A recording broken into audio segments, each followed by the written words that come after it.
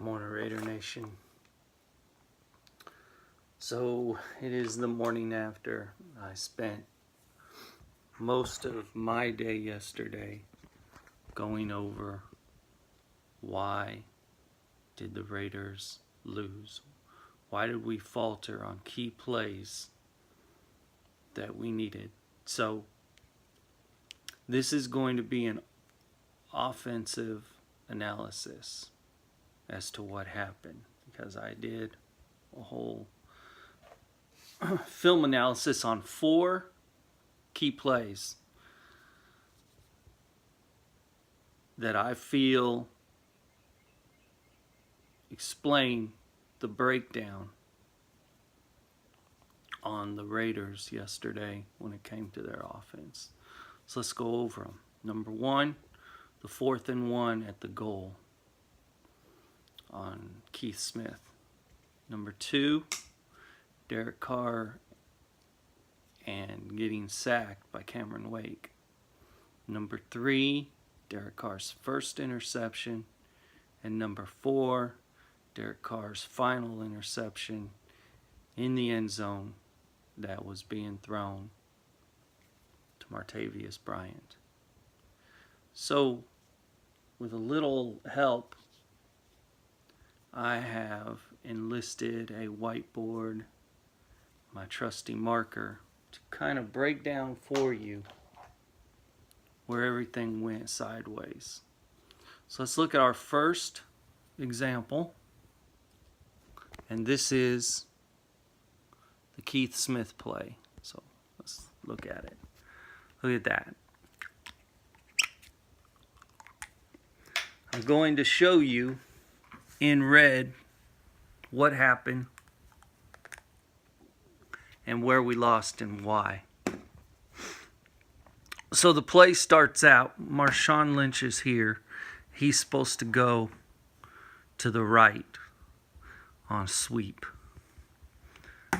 These two, Rodney and KO, they're supposed to take these guys out and open up a hole. In fact, they did just that. Here is Donald Penn. He's supposed to seal off this side, and presumably this guy, who's Lee Smith, is supposed to come over and take care of this area.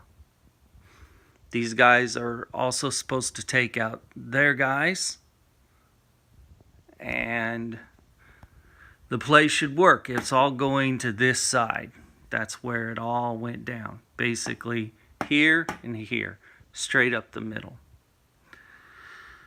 So here's what happened. In my opinion, it starts with Marshawn Lynch. Marshawn Lynch went from here to here and stopped.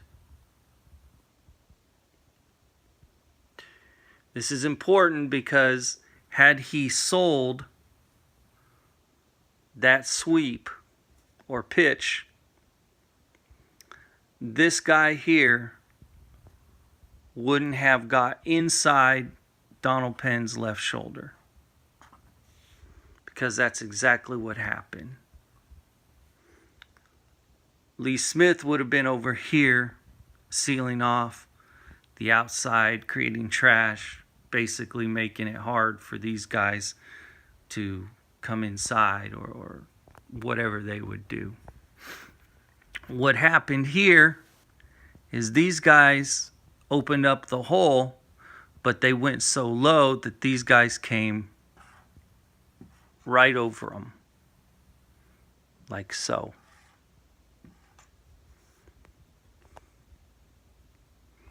So that brought these guys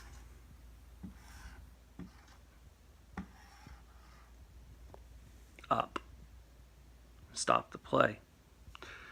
Over here, this guy pretty much took him out of the play. He was over the line before Derek Carr even completed the handoff. That's how much of a fire off this guy had.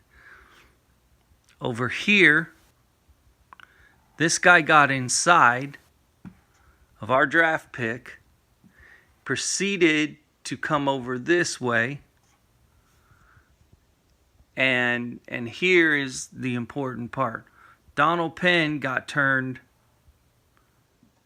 inside on his left shoulder and now had to basically try to bend around to try to stop this guy from coming in. And what happened was Donald Penn went down right here. This guy came down and stopped Keith Smith right here. And that is why the play failed.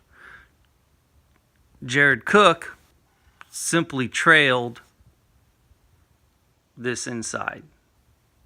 This guy here came outside, was never seen again.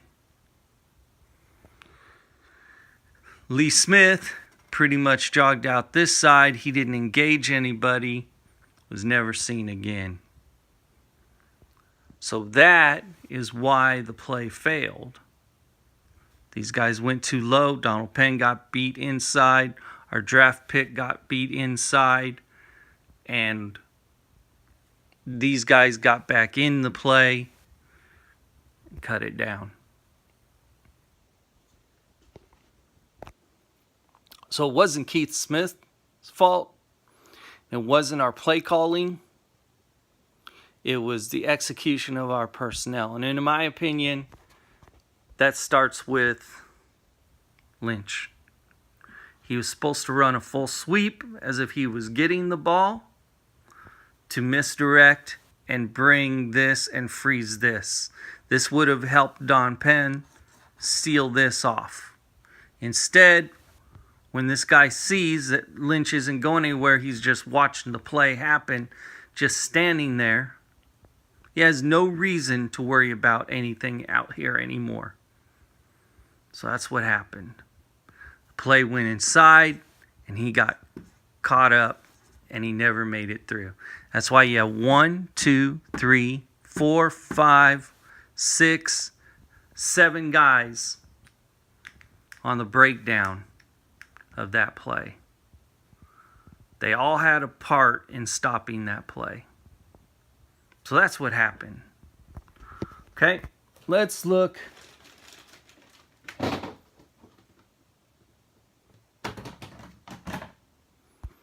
at another play. Why did Derek Carr get sacked? This is the sack by this gentleman right here, Cameron Wake. So this is what I want to show you on this one. Again, this is Donald Penn. Now Donald Penn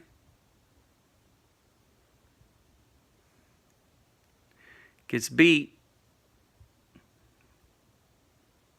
inside. This guy pretty much does his job.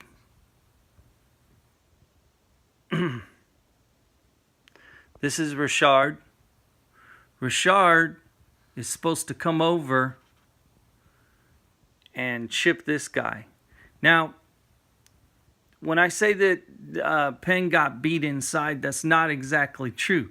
Penn actually got beat face to face. Then he bends down to his left and basically gets spun.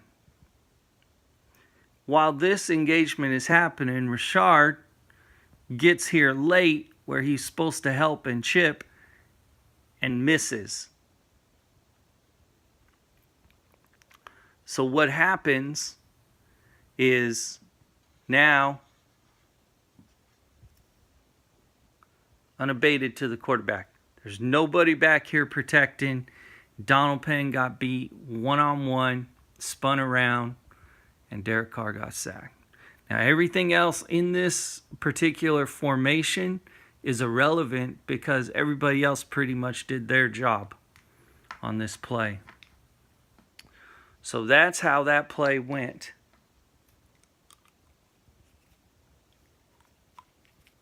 Now,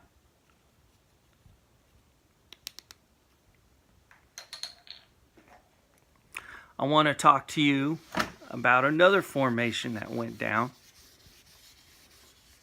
That was our first interception that I will say is courtesy of basically 3 people. Carr is not one of them. Again, surprise. But it's the truth. Here's our center. Here's Carr. Here is, just figure out this line did their job. Right here is Lee Smith. And Jordy Nelson is over here. And right here is our guy that made problems for Carr. So here's the issue. Amari was over here. And here's what happened. Derek Carr goes back. Swings. This guy here gets Lee Smith one-on-one, and Lee Smith starts to set it.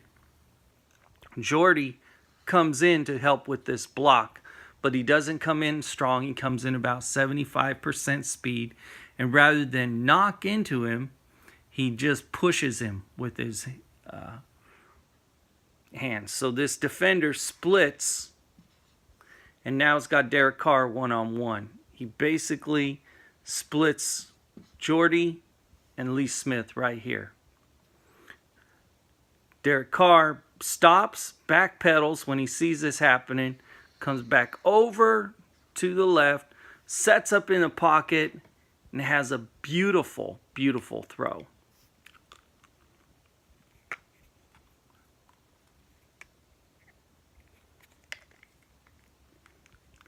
Now y'all can look at that and say, well, what happened? Why did Derek just throw it up in the air? And when you watch the long camera, here's what you see. There's a defender out here, a defender out here, and a defender out here, and Amari Cooper's here. Amari Cooper beat the coverage. So the ball is on the way, and Amari Cooper is in front. So he had a step, he beat these guys. And you can see it on the long play. When you see the long angle. Here's what happened. Here's the 15-yard line, here's the goal line, and here's about the 5-yard line. Amari Cooper stops right here at the 16-yard line. At that point, Minka has gone to about the 14-yard line. The ball actually gets intercepted at the 4-yard line. So the ball comes over, and at the time Minka intercepts, he's right here. Where's Amari at that point? He had stopped completely. Film shows it. He stopped completely on the 15-yard line. Minka's catches it, momentum carries him to the 2-yard line. Now, at that point, Minka takes off, and when he gets to the 24-yard line, down the sideline, Amari Cooper has gone to the 19-yard line, is jogging. So what that means is that Minka could go from the 2 to the 24 before Amari Cooper could start running again and get 4 yards. So that is a difference of roughly, 22 yards before Amari could get to 5. When Amari gets to the, when Minka gets to the 36, Amari Cooper is jogging behind, at 31. Now there's two defensive backs at that point. He's not engaging either of them. They're just running, watching him, and he's not even putting full motor. Minkah ultimately gets tackled at the 42 by someone else, and Amari over pursues it to about the 50-yard line. So I think it's fair to say that Amari not only quit on the route, but he took himself out of the play and didn't even attempt to do anything about Minkah Fitzpatrick. So I put this on Amari.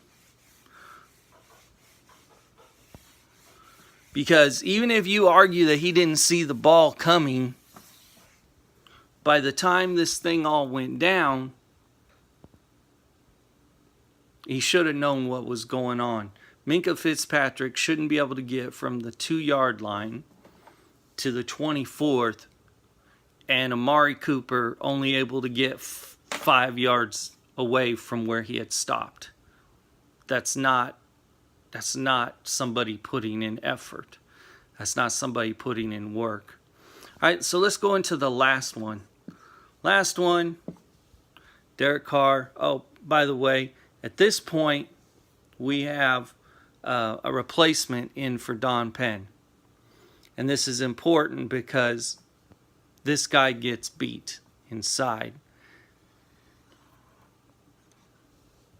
Unabated to the quarterback. So Derek Carr's run or read or whatever is rushed.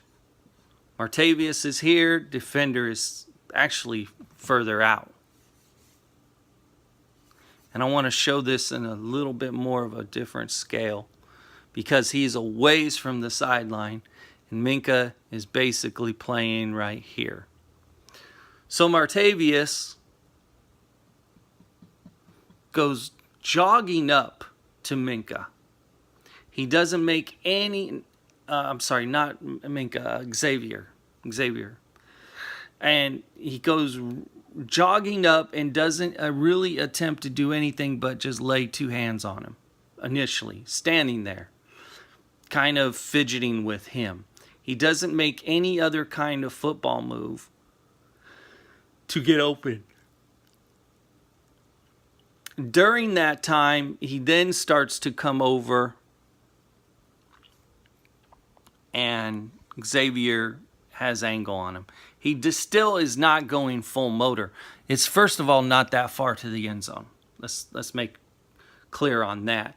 Second of all, he got pushed so far to the sideline by not being aggressive that when he is in the end zone and the ball is in the air, you can see that he steps out anyway. He's out of position when Xavier takes the ball. If Martavius had caught it, he was out of bounds anyway.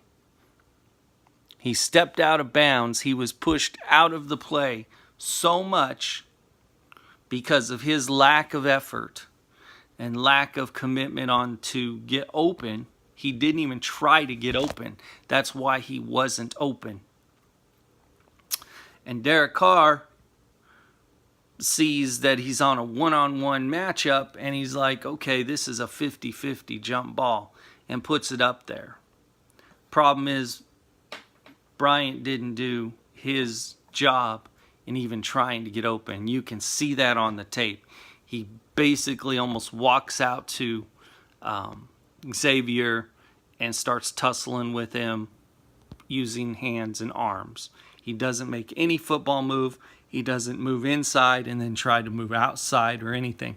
Because had he done that, he should have been open, wide open, and had plenty of use of the sideline to do that. All he had to do was basically break Xavier Rhodes' ankles, and we have a score. So there was no motor and no effort on the part of Martavius Bryant. And so again, this isn't Carr's fault that his receiver didn't go out there and make any attempt to get open. That's why you see him covered. It wasn't even good coverage. It was just poor play on Martavius's part. So that covers 4 key plays on why we failed. As you can see, as I have made my point, Donald Penn is not good at right tackle. He is not. Our draft pick gets beat on the inside and is out of position. Our receivers quit on plays.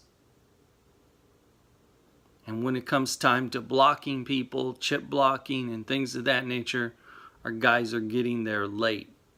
So what I'm seeing out there is nobody is going full motor on their plays if it's not going to them.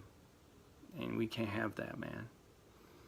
We can't have Lynch supposed to be selling a sweep and stopping after a yard and watching a play develop, when part of him selling it is the positioning of our defensive end out there on the right side to keep him out of the play and to give Donald Penn a little bit of help, even a little time misdirection or whatever.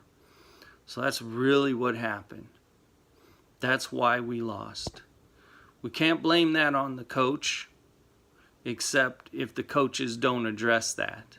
If the coaches don't start telling the players, you motor through, you get to your blocks, you fly to your blocks, you hit people aggressively, you break ankles out there, you don't go 50%, 75% speed.